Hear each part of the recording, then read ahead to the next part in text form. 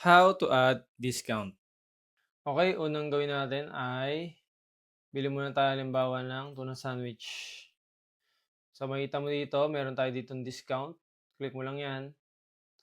So, makikita mo diyan, meron tayong mga government discounts. Una ay senior discount, 20% off. PWD, 20%. National athlete, 20% off. Ang solo parent naman ay 10% off. Custom discount, pwede tayong gumamit ng percentage discount at amount discount. So, halimbawa, in order ay sandwich saka bottled water. So, lagay tayo halimbawa senior. So, makita mo dyan, may senior discount tayo dito.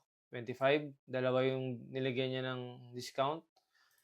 Kung PWD, ganun din. National athlete, ganun din. Solo parent, so yan, naging 12.50. Percentage naman, halimbawa, 5%. So yan, 6 lang.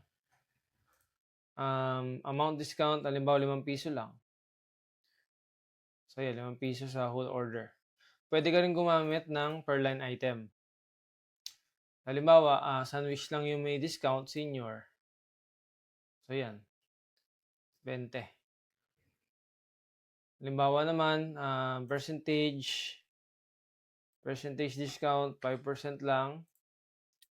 Ayan, 5 pesos. Kung amount discount naman, halimbawa, 7 pesos. So, yan. Sa isang line item lang. Okay? So, i-proceed natin to. Halimbawa, senior yan. Proceed. So, may mo dyan, may dalawang senior. Ayan.